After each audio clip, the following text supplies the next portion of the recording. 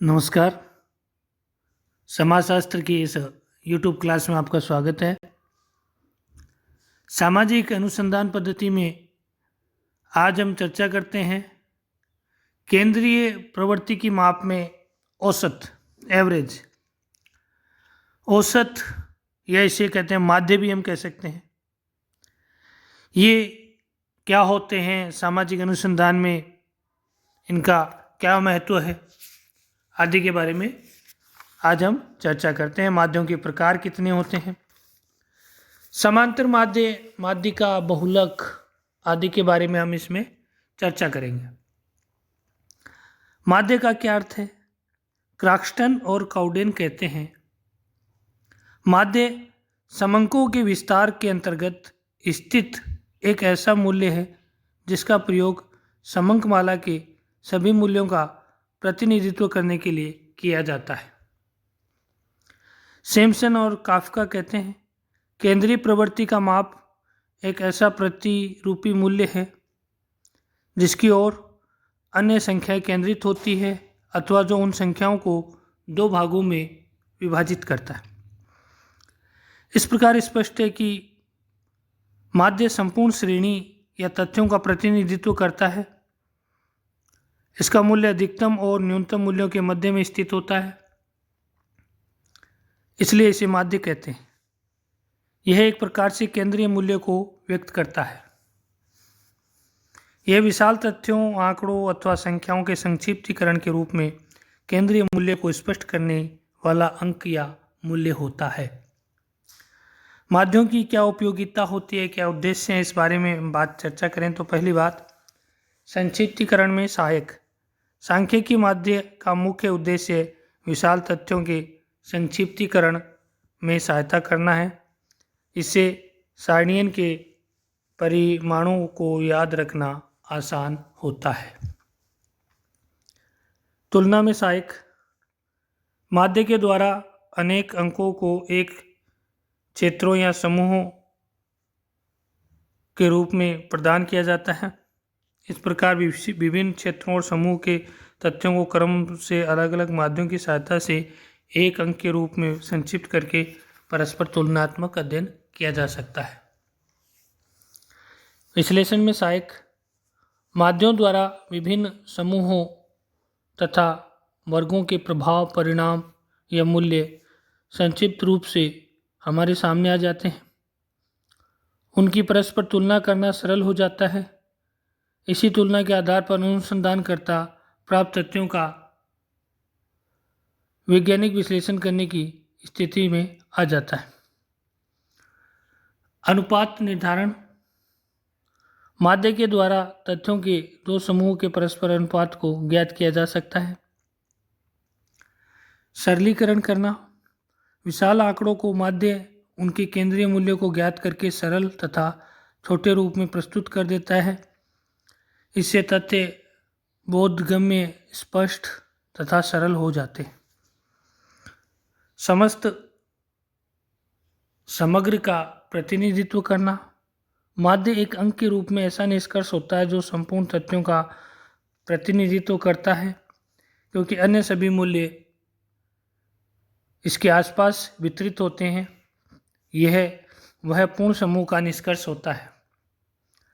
माध्य वैज्ञानिकों, जनसाधारणों, योजनाकारों आदि को कम समय में अध्ययन क्षेत्र के तथ्यों के संबंध में अनेक प्रकार की सूचनाएं प्रदान करता है, जो समग्र को समझाने, निष्कर्षों को निकालने में, उनकी परस्पर तुलना करने में, विश्लेषण तथा मार्गदर्शन करने में बहुत सहायक है। माध्यों के प्रकार के बारे में हम बात करें तो पहला स्थिति माध्य, जिसमें बहुलक आता है और माध्यिका आती है, मध्यांक भी जिसको कहते हैं। गणितीय माध्य में समांतर माध्य आता है, गुणोत्तर माध्य, हरात्मक माध्य, द्विघातीय माध्य, व्यापारिक माध्य होता है, चल माध्य, प्रगतिशील माध्य और संग्रथित माध्य। पहले हम चर्चा करते हैं कि समांतर माध्य क्या है, मीन जो होता है उसके बारे में। समांतर माध्य के लिए औसत शब्द का प्रयोग भी किया जाता है। सामग्री विश्लेषण में जितनी भी इकाइयां हैं उनकी प्रत्येक इकाई के मूल्यों का योग करके कुल इकाइयों की संख्या से भाग देने पर जो परिणाम या भागफल प्राप्त होता है वही समांतर माध्य है। किंग कहते हैं कि समंकमाला में पदों के जोड़ में उनकी संख्या के द्वारा भाग देने से जो राशि प्राप्त होती है उसे ही माध्य के रूप में परिभाषित किया जा सकता है। दी हुई समंकमाला का समांतर माध्य उनका वो मूल्य है जो उस श्रेणी के सभी मूल्यों के योग को उनकी संख्या से भाग देने पर प्राप्त होता है। जैसे समांतर माध्य की विशेषताएं। पहली बात, समांतर माध्य केंद्रीय प्रवृत्ति के आकलन की एक सरलतम प्रणाली है। इसमें प्रत्येक व्यक्तिगत इकाई के मूल्यों को समान रूप से महत्व दिया जाता है। इसमें मदों के मूल्यों को विशेष महत्व दिया जाता है। समांतर माध्य के आकलन में प्रत्येक मद की तथा उसके मूल्य की गणना केवल एक बार ही की जाती है। कुल मदों की संख्या का समांतर माध्य से गुणा करने पर मदों के मूल्यों का आकलन किया जा सकता है। समांतर माध्य को औसत भी कहा जाता है। यह किसी प्रवृत्ति को दो भागों में बांट सकता है। आगे हम बात करें बहुलक क्या होता है। बहुयिष्ट भी बोलते हैं, मोड कहते हैं। यह शब्द अंग्रेजी के मोड का हिंदी रूपांतरण है। फ्रेंच भाषा के ला मोड से व्युत्पन्न हुआ जिसका अर्थ है फैशन, रिवाज, प्रचलन। बहुलक का अर्थ है सांख्यिकी में श्रेणी के उस मूल्य से लगाते हैं जिसकी आवृत्ति सबसे अधिक होती है। क्राक्सटन तथा काउडेन कहते हैं बहुलक एक समंकमाला का वह मूल्य है जिसके आसपास श्रेणी के अधिक से अधिक पद मूल्य केंद्रित होते हैं। किन्ने और कीपिंग कहते हैं बहुलक उस मूल्य को कहते हैं जो समंकमाला में सबसे अधिक बार आता हो, जिसकी सबसे अधिक बार आवृत्ति होती हो। बहुलक समंकमाला में सर्वाधिक विद्यमान होने वाला मूल्य है। बहुलक की गणना भी उसी प्रकार की जाती है जिस प्रकार समांतर माध्य की गणना की जाती है। इसमें समूहन सारणी का एक बहुत बड़ा महत्वपूर्ण होता है। तीसरी औसत में तीसरी बात करते हैं हम माध्यिका, मीडियन भी बोलते हैं इसको। माध्यिका एक ऐसा माध्य है जो स्थिति संबंधी है। जब किसी समंक को आरोही या अवरोही क्रम में व्यवस्थित कर लेते हैं तो उसके मध्य में जो मूल्य आता है वही माध्यिका होता है।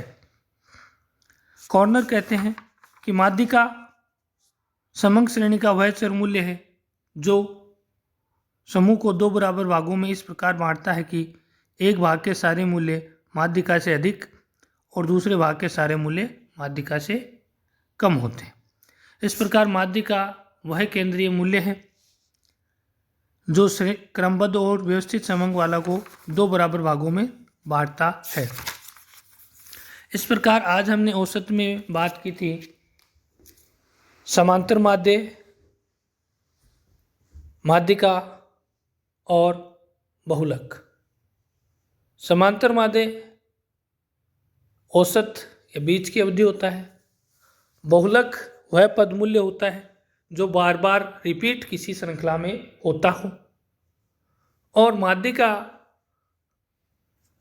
किसी भी समंकमाला का केंद्रीय बिंदु होता है जिसमें एक और उस समंकमाला में अधिक मूल्य के तत्व आते हैं और दूसरे में कम आते हैं। सामाजिक अनुसंधान पद्धति में हमने विभिन्न प्रकार के तथ्यों और प्रक्रियाओं के बारे में अध्ययन किया।